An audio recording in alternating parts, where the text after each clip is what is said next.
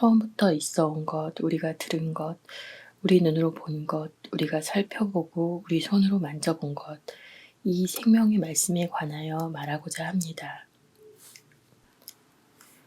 그 생명이 나타나셨습니다. 우리가 그 생명을 보고 증언합니다. 그리고 여러분에게 그 영원한 생명을 선포합니다. 영원한 생명은 아버지와 함께 계시다가 우리에게 나타나셨습니다. 우리가 보고 들은 것을 여러분에게도 선포합니다. 여러분도 우리와 친교를 나누게 하려는 것입니다. 우리의 친교는 아버지와 또 그 아드님이신 예수 그리스도와 나누는 것입니다. 우리의 기쁨이 충만해지도록 이 글을 씁니다. 우리가 그분에게서 듣고 이제 여러분에게 전하는 말씀은 이것입니다. 곧 하느님은 빛이시며 그분께는 어둠이 전혀 없다는 것입니다. 만일 우리가 하느님과 친교를 나눈다고 말하면서 어둠 속에 살아간다면 우리는 거짓말을 하는 것이고 진리를 실천하지 않는 것입니다. 그러나 그분께서 빛 속에 계신 것처럼 우리도 빛 속에서 살아가려면 우리는 서로 친교를 나누게 되고 그분의 아드님이신 예수님의 피가 우리를 모든 죄에서 깨끗하게 해줍니다.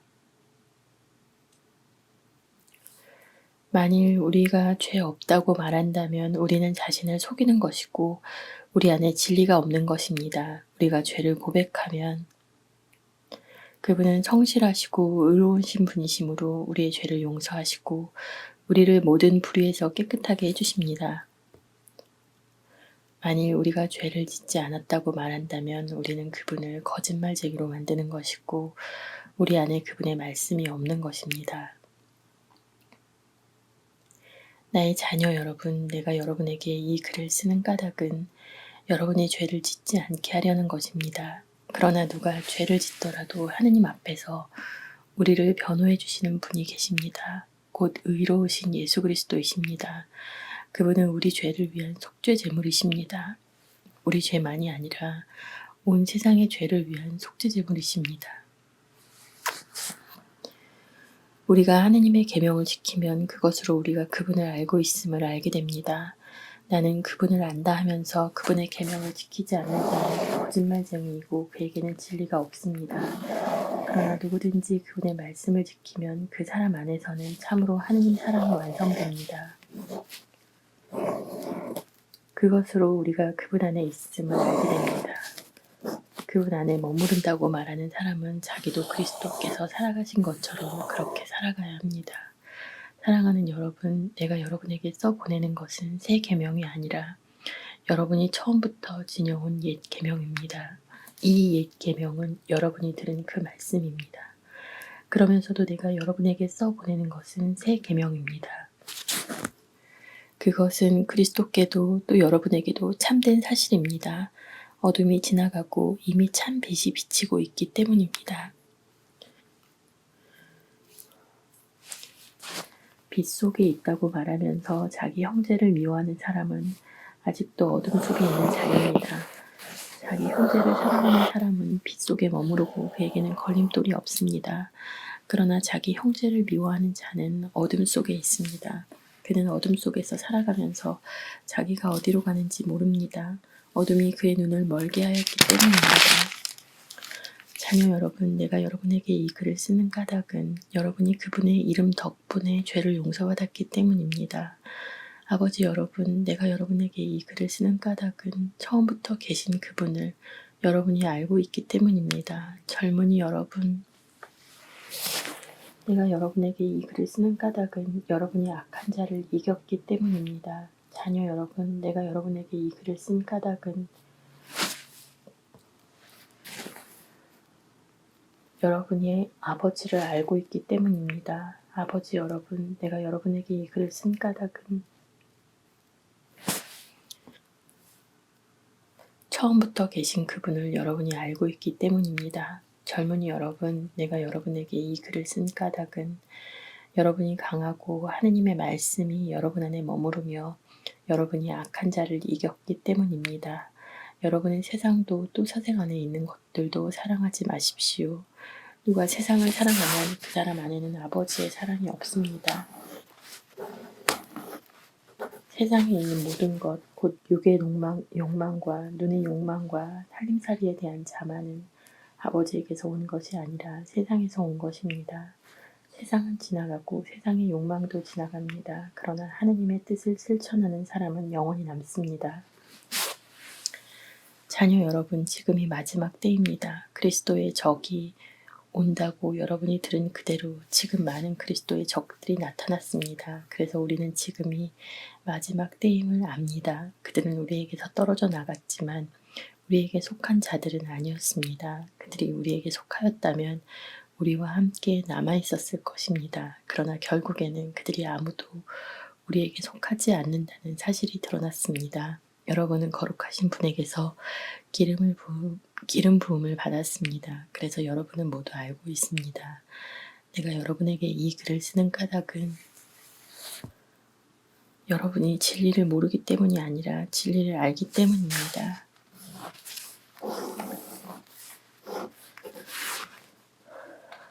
또 진리에서는 어떠한 거짓말도 나오지 않기 때문입니다. 누가 거짓말쟁이입니까? 예수님께서 그리스도이심을 부인하는 사람이 아닙니까?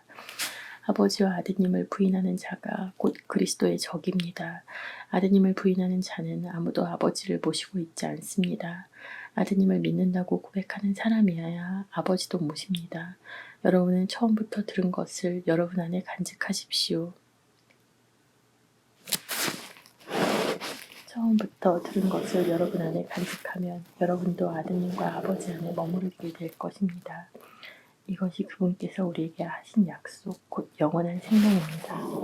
나는 여러분을 속이는 자들과 관련하여 이 글을 씁니다. 그러나 여러분은 그분에게서 기름 부음을 받았고 지금도 그 상태를 보존하고 있으므로 누가 여러분을 가르칠 필요가 없습니다. 그분께서 기름 부으심으로 여러분에게 모든 것을 가르치십니다. 기름 부음은 진실하고 거짓이 없습니다. 여러분은 그 가르침대로 그분 안에 머무르십시오.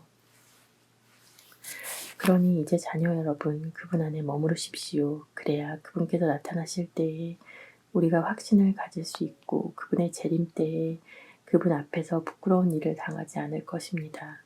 그분께서 의로우신 분이심을 깨달으면 의로운 일을 실천하는 사람들이 모두 하느님에게서 태어났다는 것도 알게 됩니다.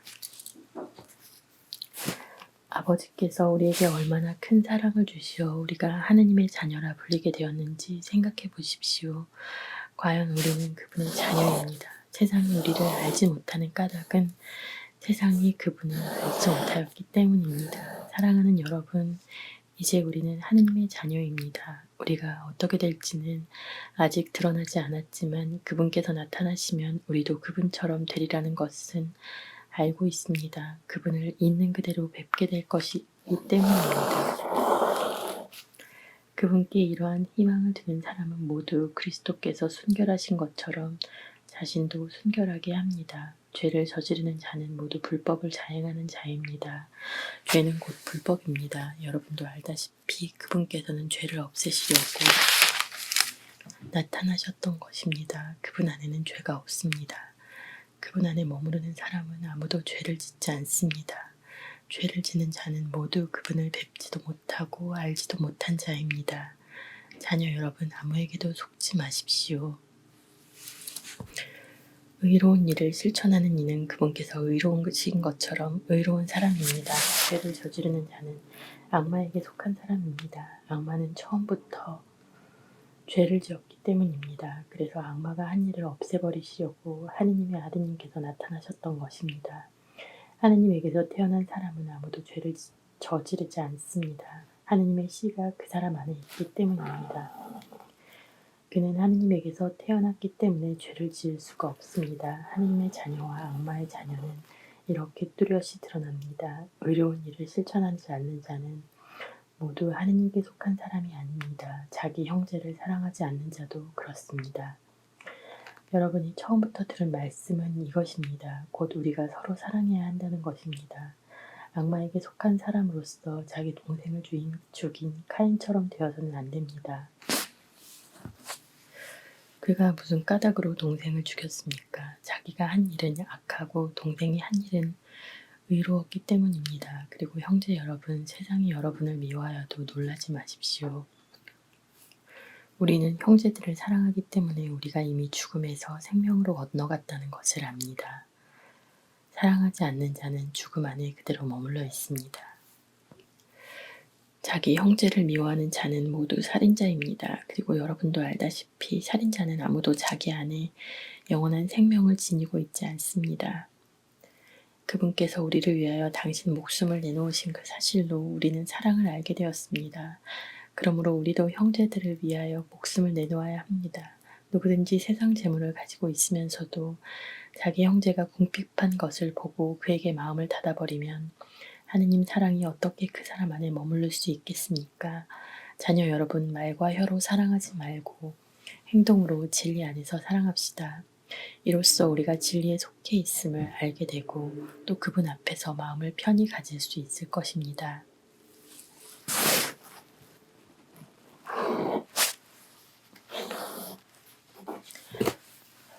마음이 우리를 단죄하더라도 그렇습니다. 하느님께서는 우리의 마음보다 크시고 또 모든 것을 아시기 때문입니다. 사랑하는 여러분, 마음이 우리를 단죄하지 않으면 우리는 하느님 앞에서 확신을 가지게 됩니다. 그리고 우리가 청하는 것은 다 그분에게서 받게 됩니다. 우리가 그분의 계명을 지키고 그분 마음에 드는 것을 하기 때문입니다. 그분의 계명은 이렇습니다. 그분께서 우리에게 명령하신 대로 그분의 아드님이신 예수 그리스도의 이름을 믿고 서로 사랑하라는 것입니다. 그분의 계명을 지키는 사람은 그분 안에 머무르고 그분께서도 그 사람 안에 머무르십니다. 그리고 그분께서 우리 안에 머무르신다는 것을 우리는 바로 그분께서 우리에게 주신 성령으로 알고 있습니다.